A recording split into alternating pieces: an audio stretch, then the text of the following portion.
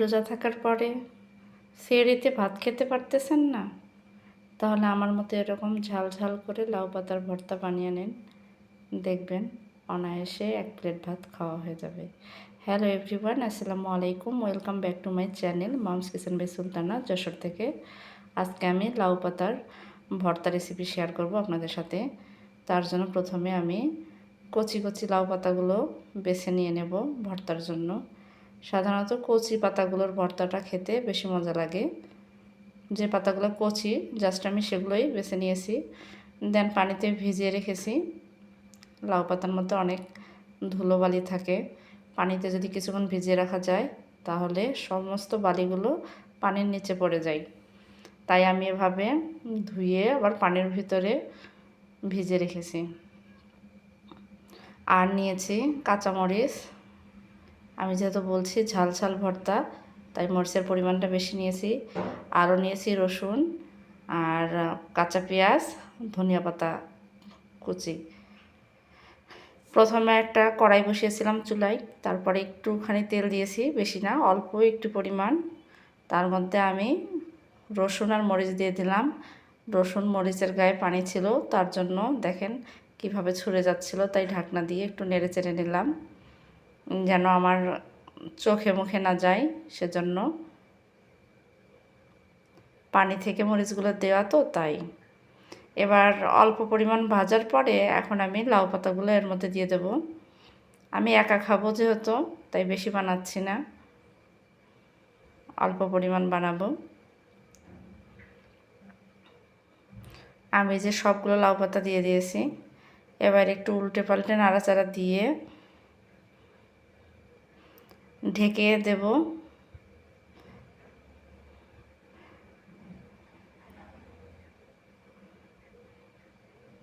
সুন্দরভাবে সিদ্ধ হলে লাউ পাতাটা ভর্তাটাও ঠিক ততটাই মজা লাগবে।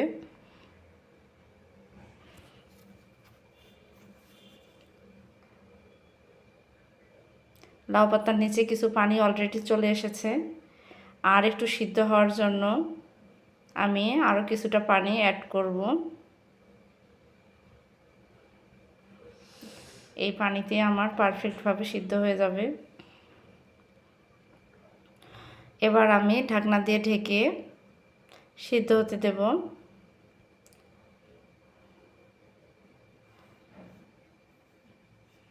যারা আমার ভিডিওটি দেখছেন, ভিডিওর শুরুতে একটি লাইক দিয়ে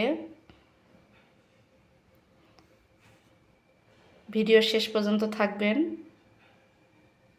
আর আমার চ্যানেলে নতুন বন্ধুরা আমার চ্যানেলটাকে সাবস্ক্রাইব করে আমার চ্যানেলের পাশেই থেকে যাবেন। আমি ঢাকনা খুলে আবারও নেড়ে দিচ্ছি। আমার পানিটা শুকিয়ে গেছে, শাকটাও সিদ্ধ হয়ে গেছে। আমি আর একটু নেড়ে চেড়ে তারপর নামিয়ে নেব ভর্তা করার জন্য। পাশে থাকা বেল বাটনটি অন করে দেবেন।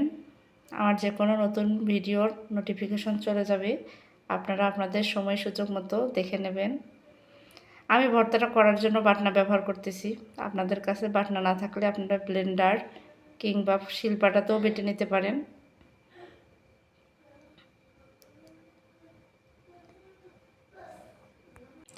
বাটনায় ভর্তাটা করলে আমার কাছে ভর্তার টেস্ট ভালো লাগে আর ইজি মনে হয়, তাই আমি বাটনাটা বেশিরভাগ সময় ব্যবহার করি। এবার আমি দেখেন কিভাবে বেটে নিচ্ছি। এগুলো সুন্দর করে আমি বেটে নেব। আমার ভর্তা রেসিপিটি যদি আপনাদের কাছে ভালো লাগে, লাইক, কমেন্ট অ্যান্ড শেয়ার করে দেবেন। আপনাদের প্রিয়জনরাও যেন দেখে শিখে বানিয়ে খেতে পারে।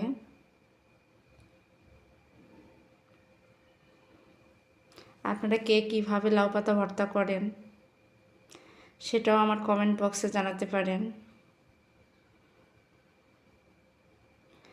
আমি এছাড়াও ভাতের উপরে দিয়েও সিদ্ধ করে ভর্তা করি। আরেকদিন ইনশাল্লাহ সেটাও শেয়ার করব আপনাদের সাথে।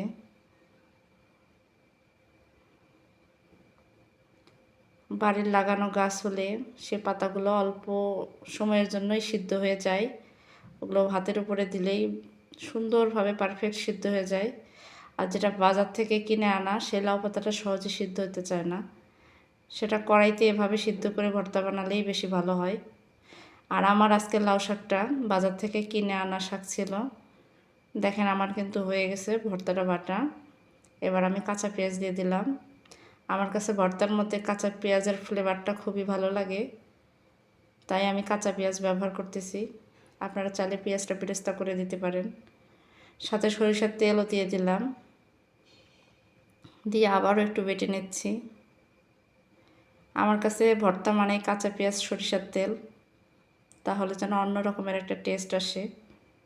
আপনাদের কার কার কাছে কেমন ভালো লাগে, কাঁচা পেঁয়াজ দিয়ে না পেঁয়াজ বেরেস্তা করে দিলে ভালো লাগে, অবশ্যই জানাবেন। লবণটা একটু চেক করে নিলাম।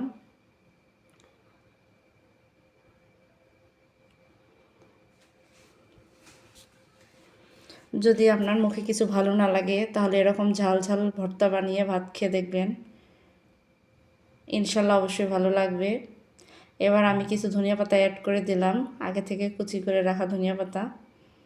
এবার আমি হাত দিয়েই মাখিয়ে নেব, ধনিয়া পাতা দেওয়ার পরে আর বাটবো না, সবগুলো ভর্তা এক জায়গায় করে নেব। তো আপনাদের সাথে আজকের আমার ভর্তার রেসিপিটা এই পর্যন্তই ছিল। অনেক টেস্টি হয়েছিল ভর্তাটা, আপনারা একদিন হলো বানিয়ে খেয়ে দেখবেন। আবারও বলছি, আমার ভিডিওটি যদি ভালো লাগে লাইক কমেন্ট অ্যান্ড শেয়ার করে দেবেন। আমার চ্যানেলে নতুন হলে আমার চ্যানেলটা সাবস্ক্রাইব করে চ্যানেলের পাশে থেকে যাবেন। ভালো থাকবেন, সুস্থ থাকবেন। আবারও দেখা হবে নতুন ভিডিওর সাথে, নতুন রেসিপির সাথে। সে পর্যন্ত আল্লাহ হাফেজ।